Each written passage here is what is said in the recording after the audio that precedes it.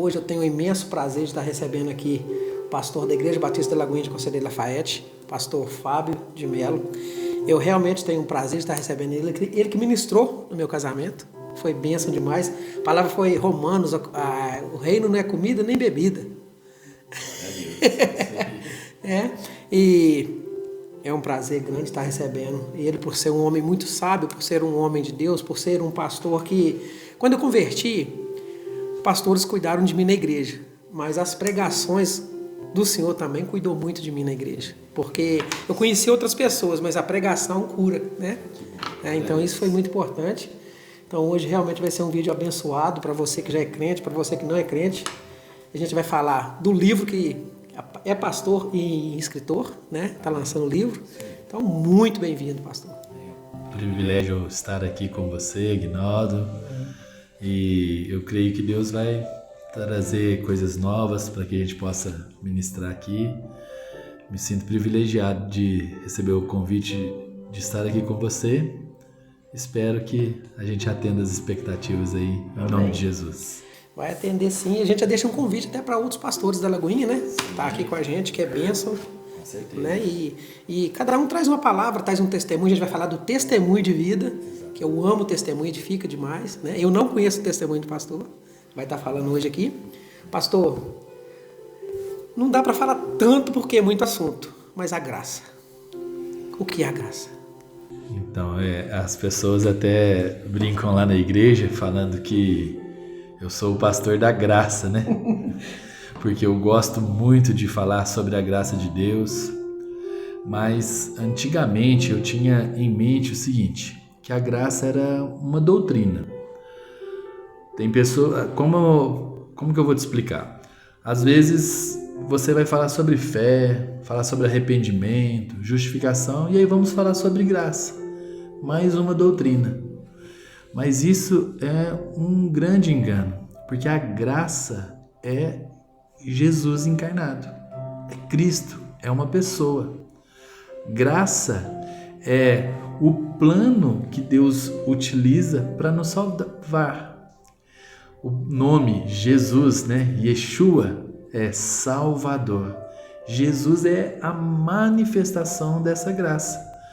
Então, a graça não é uma doutrina, ela é um estilo de vida que deve ser vivenciado por todos aqueles que almejam ser salvos um dia. A Bíblia fala, Aguinaldo, em Efésios, no capítulo 2, no versículo 8, pela graça sois salvos, mediante a fé. Não vem de vós isso, é dom de Deus, não de obras, para que ninguém se glorie. Isso significa que a graça de Deus se manifesta salvando as nossas vidas, pela fé, não por obras. Um dos significados da palavra graça é favor imerecido.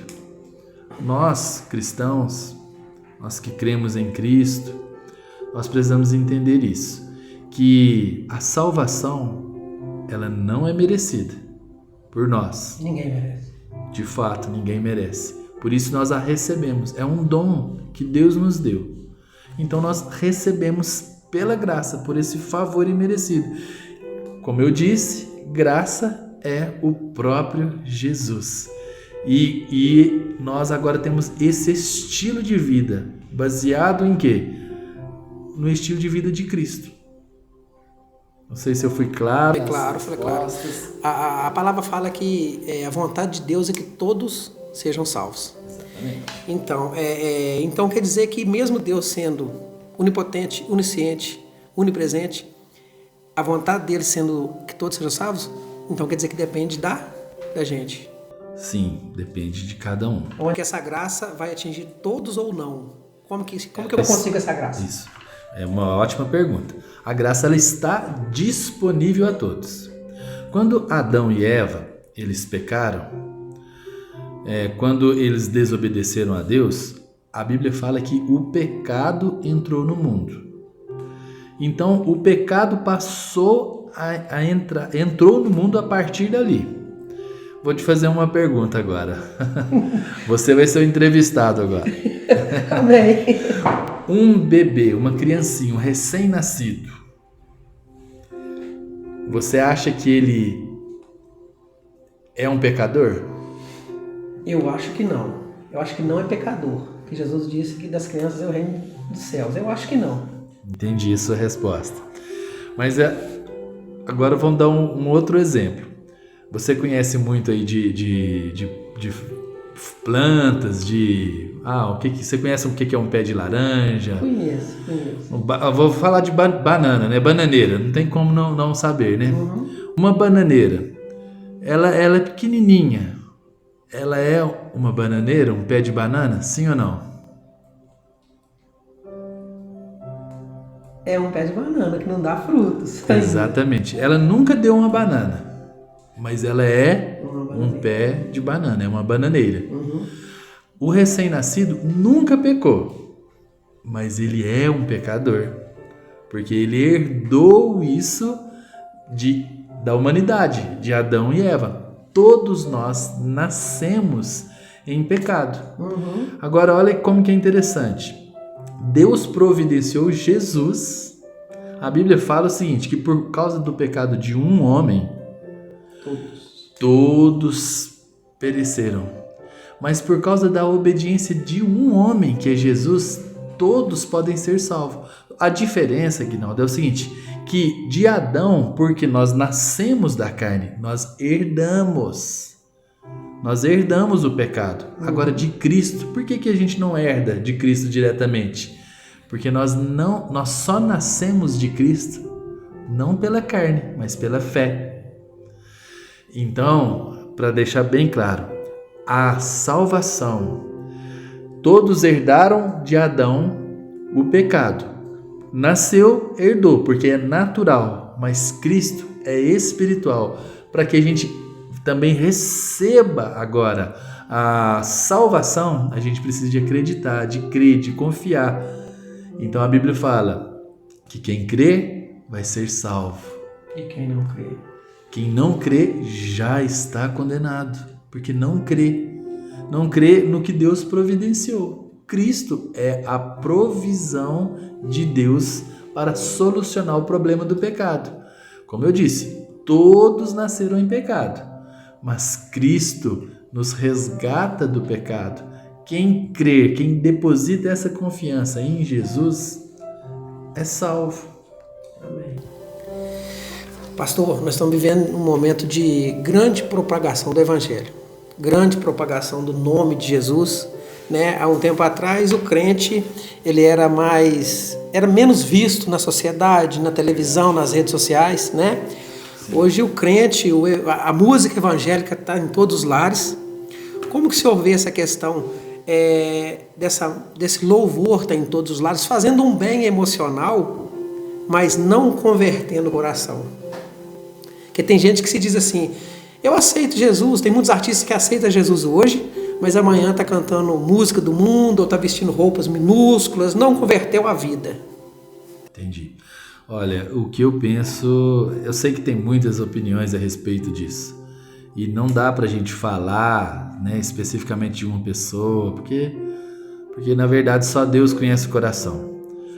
O que eu penso é o seguinte, eu vejo que Deus age em todas as coisas.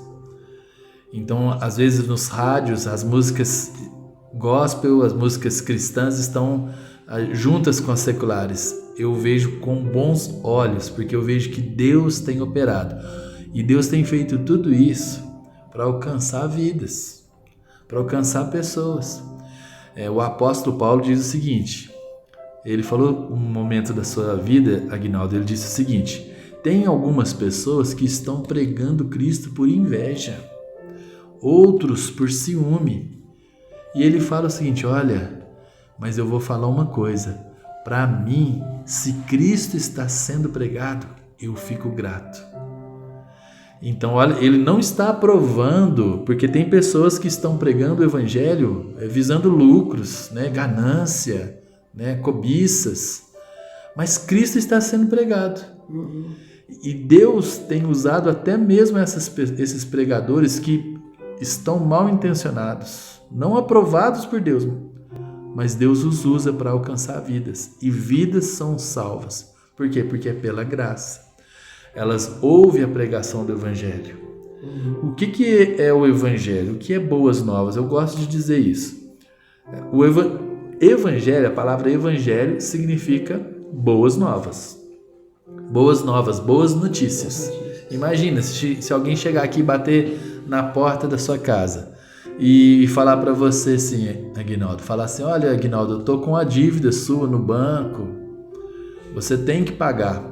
Você acredita que isso é uma boa notícia? Boa notícia. Não, ou uma má notícia? Ele tá cobrando uma dívida. Não. Imagina, bateu alguém aqui, má notícia. Bateu na porta, tô com uma dívida sua.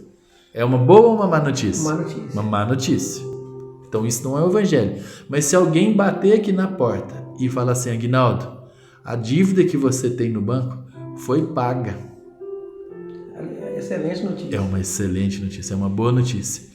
Nós somos ministros do Evangelho. Nós ministramos boas notícias. Sabe qual que é a boa notícia que a gente ministra? Que a dívida está paga através de Cristo. Porque a dívida está paga. Quem crê que a sua dívida está paga em Cristo é salvo. Amém.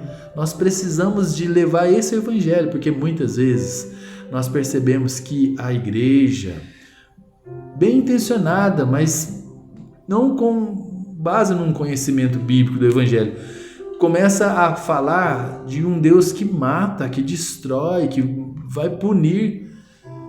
Nós precisamos levar a boa notícia. A Bíblia fala o seguinte, que nós somos ministros de uma nova aliança. E o que nós ministramos? Que Deus está em Cristo reconciliando o mundo e não imputando o pecado. O que nós temos que ministrar para as pessoas é boa notícia. Deus providenciou um meio, que é Cristo, para que você seja salvo. Nós falamos desse amor, desse cuidado. Quando a gente ministra esse cuidado, as pessoas elas vão se reconciliar com Deus. O problema da humanidade é o distanciamento. Sabe por que estão distantes? O homem está distante de Deus e isso tem levado ele para um caos. Ele está cada vez mais longe de Deus e próximo de erros e pecados e tudo mais. Mas quando nós falamos, olha, existe uma possibilidade de você reatar um relacionamento santo com Deus em Cristo, as pessoas se reconciliam. Aguinaldo, a culpa, o medo e o engano faz com que os homens se distanciem de Deus. Nós precisamos de dizer que Deus providenciou algo, alguém, melhor dizendo, providenciou Cristo para que a gente não viva mais debaixo da culpa, nem no medo e nem do engano. Cristo morreu na cruz para nos salvar. Quem crê nisso é salvo. Pastor, por que Jesus é bom, Jesus é santo, Jesus é salvador, só tem adjetivos que todo mundo queria, sim, correto? E por que quando a gente vai falar de Jesus para alguém, existe um empecilho da pessoa não aceitar e acredita em várias outras coisas? Ah, que legal essa pergunta. Tem um capítulo no livro que eu estou lançando, né? Que fala o seguinte, que a estratégia do diabo é tirar Cristo de ser o centro. O que significa isso?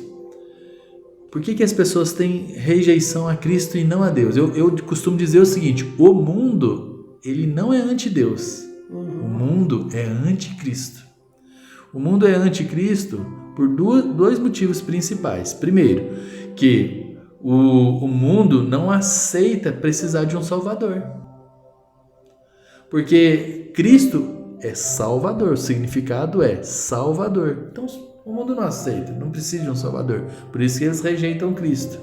E também pela influência maligna, porque o diabo tira a única possibilidade de uma pessoa ser salva. Em Atos, no capítulo 4, versículo 12, diz o seguinte: e não há nenhum outro nome dado entre os homens pelo qual importa com que sejamos salvos. Esse versículo está se referindo a Cristo. se as pessoas estão distantes de Cristo e não entendem o plano e a provisão de Deus para salvá-las através de Cristo, elas nunca serão salvas. Em tese, a pergunta que eu vou fazer agora já foi respondida, mas para ficar mais claro para quem está assistindo a gente, que ainda não aceitou Jesus, tem muitas pessoas que falam dessa forma: eu não mato, eu não roubo, eu faço caridade, eu sou uma boa pessoa, eu vou para o céu. Fugiu de Cristo, entendeu que é pelo braço, pela vontade, por ela. Como que você fala pra gente? Então, você até respondeu já, né? Porque se as pessoas... o plano de Deus para salvar o homem é através de Cristo. Por que é através de Cristo? Vou deixar mais claro aqui. É o seguinte. O homem pecou, o pecado entrou na humanidade e a Bíblia fala o seguinte: o salário do pecado é a morte. Há uma consequência. Há uma dívida. O homem, ele entrou numa dívida que o homem por si mesmo não consegue pagar. Deus, a Bíblia fala que Deus enviou o seu filho como homem, para morrer no nosso lugar e pagar essa dívida. Em Romanos diz: por causa do pecado de um, a morte entrou na humanidade, mas por causa da obediência de Cristo, a vida, a graça, a salvação está disponível. E aí nós precisamos entender isso com muita clareza. Uma pessoa que confia nos seus métodos, mesmo que seja uma boa pessoa, bem intencionada, uma pessoa que quer fazer o bem, que quer ajudar, mas se ela está rejeitando a salvação que é Cristo, ela não pode ser salva. Lá em Romanos, no capítulo 10, o apóstolo Paulo, eu até posso ler aqui, o apóstolo Paulo fala o seguinte, ele começa a falar sobre os seus irmãos, os judeus, e ele fala o seguinte, olha, ele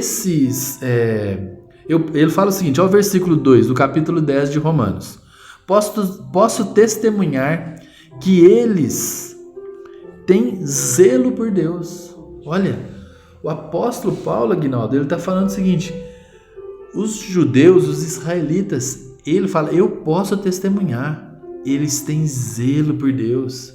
Tem muitas pessoas hoje que estão perdidas, mas têm zelo por Deus, que querem agradar a Deus, querem fazer o bem, querem honrar a Deus. Aí ele continua dizendo o seguinte: mas o seu zelo não se baseia no conhecimento. Então nós fazemos esse podcast aqui para chegar a essa mensagem. Nós não estamos falando de religião.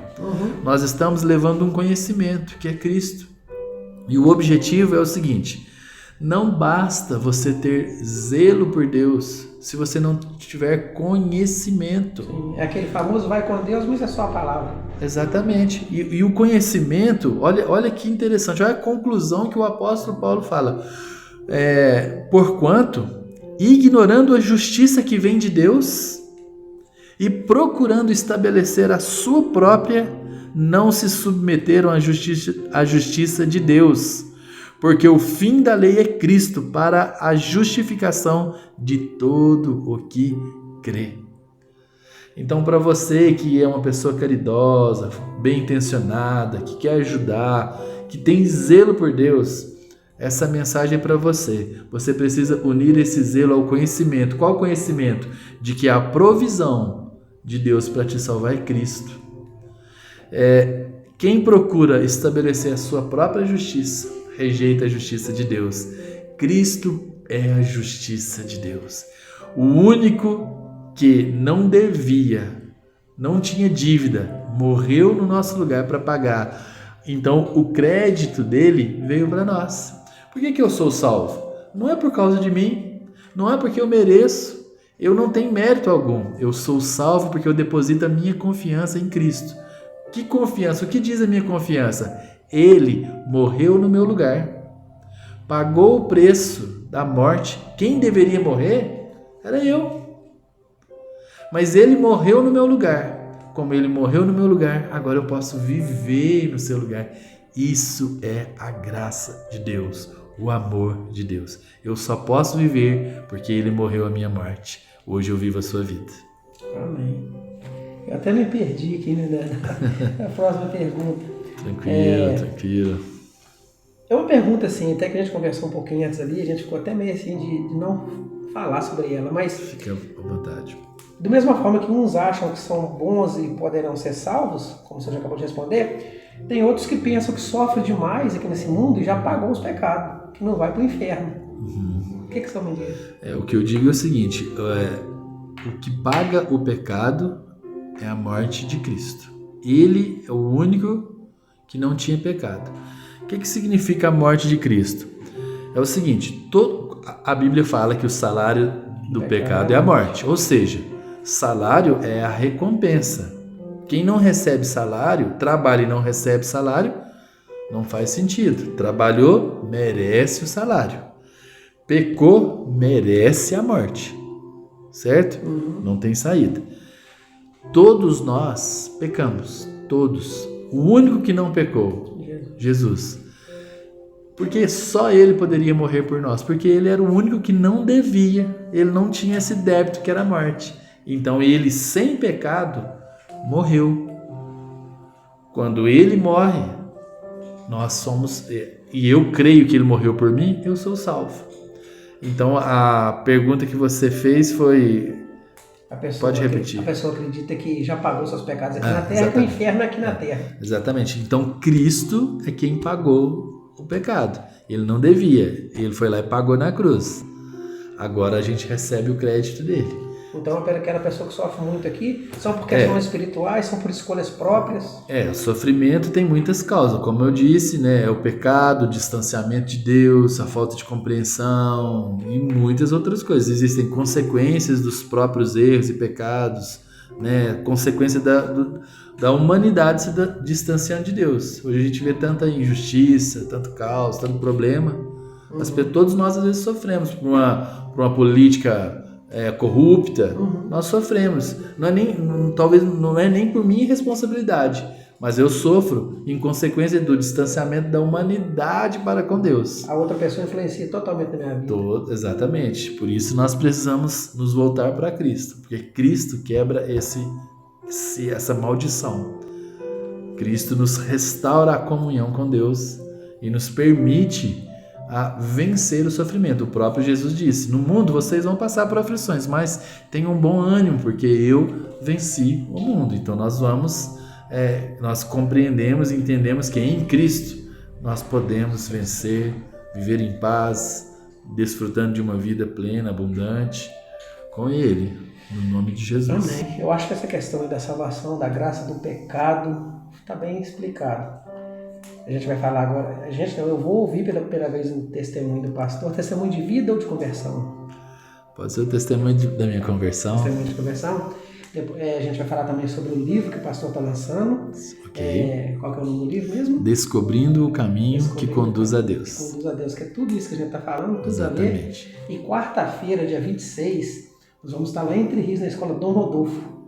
Né? Isso aí. Vai ser um prazer estar lá conversando. O pastor vai levar uma mensagem abençoada lá para os adolescentes, né? Sim. Não exatamente sobre religião, a gente vai estar lá falando para adolescentes, religião, né? Vai estar levando uma mensagem para eles terem boas escolhas pela vida. Sim, não é verdade? Perfeito. Exatamente. Pastor, fica à vontade. Eu sempre quis aprender sobre Deus. Eu nasci num lar católico, mas eu tinha uma avó, ela é minha tia, mas eu chamava ela de avó. Ela era de uma igreja, chamava Congregação Cristã. É uma igreja bem rígida, né? E eu ia nessa igreja.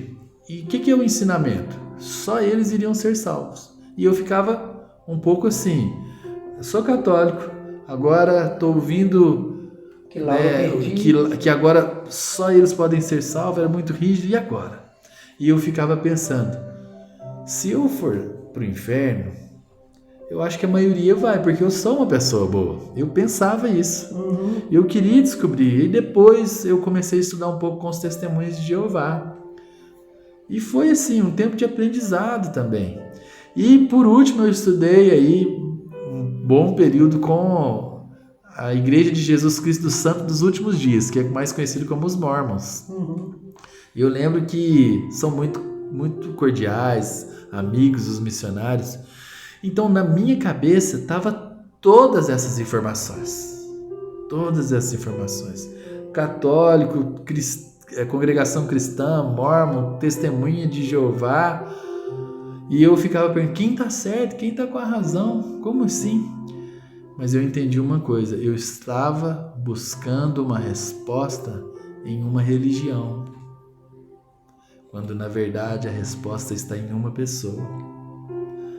A diferença do cristianismo para a religiosidade ou para uma seita é o seguinte: qualquer religião ou seita vai te falar o seguinte: passo a passo a você fazer para ser salvo. Passo 1, passo 2, passo 3, passo 4. Eles te mostram um caminho. O verdadeiro cristianismo não te mostra um caminho, te mostra uma pessoa. E essa pessoa é o caminho. A salvação é Cristo. Ele é o Salvador. Quando eu entendi isso, eu entendi com clareza, não é a salvação. Deus providenciou. E isso aconteceu, eu estava com 17 anos. Eu ouvi a pregação da boa nova, da boa notícia, de que Deus me ama e que Ele providenciou um meio para pagar o preço dos meus pecados. Eu lembro que o pregador falou: olha, você que quer receber Jesus, vem aqui na frente. E eu fiquei assim, temeroso, muito tímido, mas Deus estava falando muito ao meu coração. E foi quando eu fui o primeiro ali.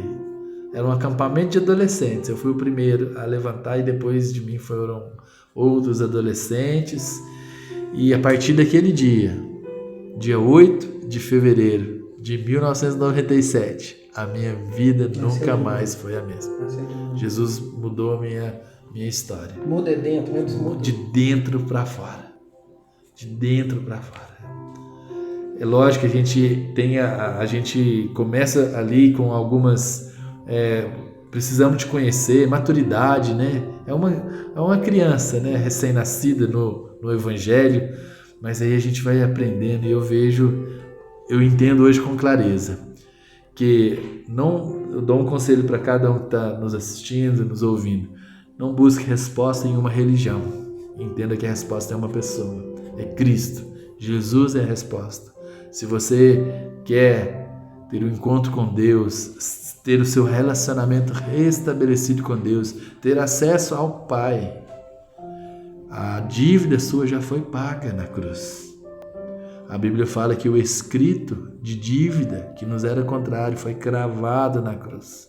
Não tem mais dívida, Aguinaldo. Tetelestai. Está consumado. A dívida foi paga. Isso serve para você que quer receber Jesus, mas serve para os cristãos mais antigos, que vivem debaixo de uma condenação, de uma busca contínua, para fazer algo para ser aceito, fazer algo para agradar. Sabe como que você agrada o Pai? Quando você crê no Filho. Então, nesse dia, eu entreguei minha vida para Jesus, Ele mudou minha vida e, pela graça de Deus, estamos firmes aí até hoje, pregando o Evangelho, procurando abençoar vidas, entender o amor do Pai. O amor é incondicional, eu fui amado, aceito e quero a cada dia mais crescer nesse conhecimento de amor também, no nome de Jesus. A palavra fala que a gente vem pelo amor ou pela dor. Eu vim pela dor, mas o que muda aqui dentro, nossa, meu Deus, é tudo diferente. A gente entende, a gente sente, né, verdadeiramente, Sim. Maravilhoso. É essa mudança que acontece. Por isso que eu falo, a religião tenta te mudar de fora para dentro. O cristianismo, o encontro com Cristo, é de dentro para fora.